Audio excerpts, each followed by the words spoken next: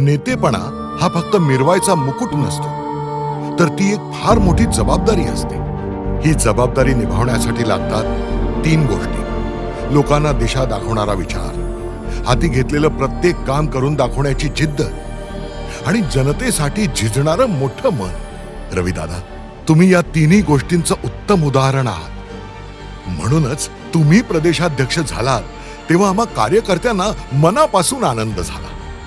देवाभाऊंचं मार्गदर्शन आणि तुमचं अचूक नियोजन यातून भाजपा महाराष्ट्र एका वेगळ्या उंचीवर पोहोचेल असा आम्हाला विश्वास होता.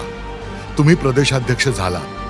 या घटनेला आज 1 वर्ष पूर्ण झालंय. या वर्षभराच्या वाटचालीत हा विश्वास खरा ठरतोय. शांत राहायचं, संयमानं सगळ्या परिस्थितीचा अंदाज घ्यायचा, हुशारीनं नियोजन करायचं आणि टप्प्यात येताच पद्धतशीर कार्यक्रम करायचा. हा तुमचा पॅटर्न. भाजपा महाराष्ट्र प्रदेशचं नेतृत्व करताना तुम्ही आम्हा कार्यकर्त्यांची वज्रमूठ आणखी बळकट केली आणि याच पॅटर्न मधून अनेक विक्रम घडवले. विक्रमांची ही मालिका तेव्हा सुरू झाली जेव्हा तुम्ही संघटन पर्वाचे प्रदेश प्रभारी होता. 1.5 कोटी नव्या सदस्यांची नोंदणी. आकडा वाचायला सोपा आहे, पण हे ध्येय पूर्ण करण्यासाठी तुम्ही अवघा महाराष्ट्र पिंजून काढला. कार्यकर्त्यांना बळ दिले, घरोघरी जाऊन संवाद साधला, भाजपाची विचारधारा घरोघरी पोहोचवली. त्यातूनच प्रत्येक नागरिकाच्या मनात भाजपाविषयी आस्था निर्माण झाली आणि भाजपा हा महाराष्ट्रातला सर्वात मोठा पक्ष ठरला.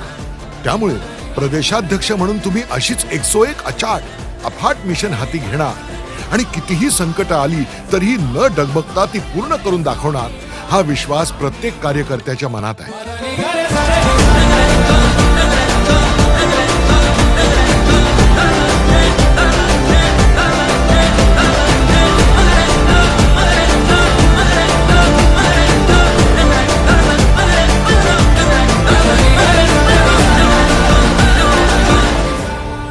संघटनेची ताकद काय असते याची पहिली झलक तुम्ही प्रदेशाध्यक्ष झाल्यावर लगेचच दाखवून दिली. देवेंद्रजींच्या वाढदिवशी भाजपाच्या प्रत्येक बूथवर महारक्तदान शिबिर आयोजित करण्यात आलं. तुमच्या शिस्तबद्ध नियोजनात ते यशस्वी सुद्धा झालं. नुसतं यशस्वी नव्हे, तर आपण त्यापूर्वीचे रक्त संकलनाचे सर्व विक्रम मोडीत काढले. एकाच दिवशी सर्वात जास्त ठिकाणी रक्तदान शिबिरं आयोजित केली आणि सर्वात जास्त रक्त संकलन करण्याचा वर्ल्ड रेकॉर्ड रचला. ठरवलं तर काहीच अशक्य नसतं, हे तुम्ही पहिल्याच फटक्यात दाखवून दिलं. देवेंद्रजींच्या वाढदिवशी जसं महारक्तदान शिबिर झालं, तसंच मोदीजींच्या वाढदिवसानिमित्त सेवा पंधरवडा. वर्षभरात इतरही अनेक सेवाभावी उपक्रम राबवण्यात आले. सेवा हेच संघटन हे फक्त बोलायचे शब्द नाहीत, तर आपण ते प्रत्यक्षात उतरवले पाहिजेत हे तुम्ही दाखवून दिलं. एक राखी देवाभाऊंसाठी असं म्हणत तुम्ही देवाभाऊ आणि लाडक्या बहिणींचे रेशमी बंध उलगडले.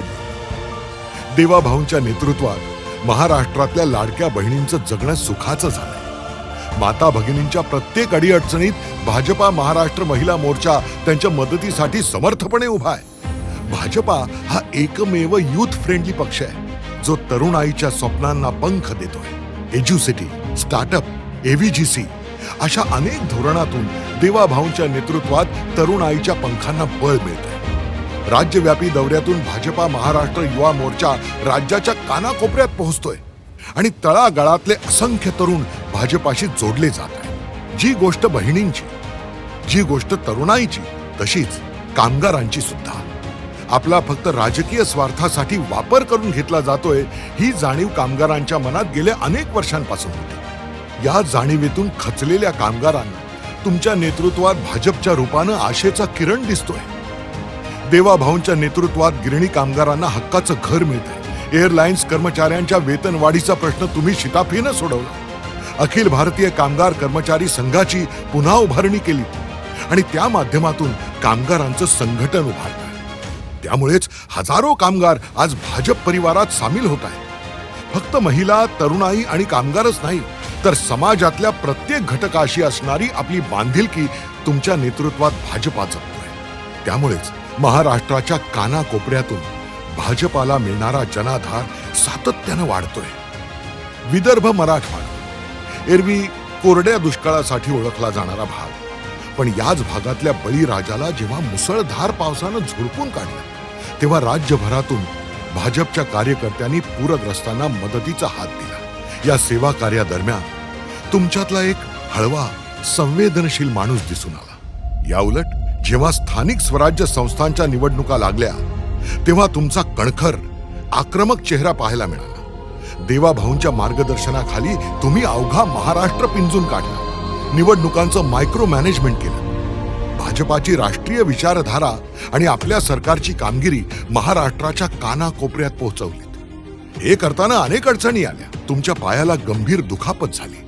त्यामुळे चालणं सोडाच, पण उठणं बसणंही कठीण झालं होतं. डॉक्टरांनी बेडरेस्ट सांगितली, पण तुम्ही कुणाचंही ऐकलं नाही. दुखऱ्या पायानं प्रचार केला, सभा गाजवल्या. पक्षकार्यापुढे स्वतःच्या शारीरिक दुखापतीलाही न जुमानणारा तुमच्यासारखा नेता लाभला याचा खरंच अभिमान वाटतो.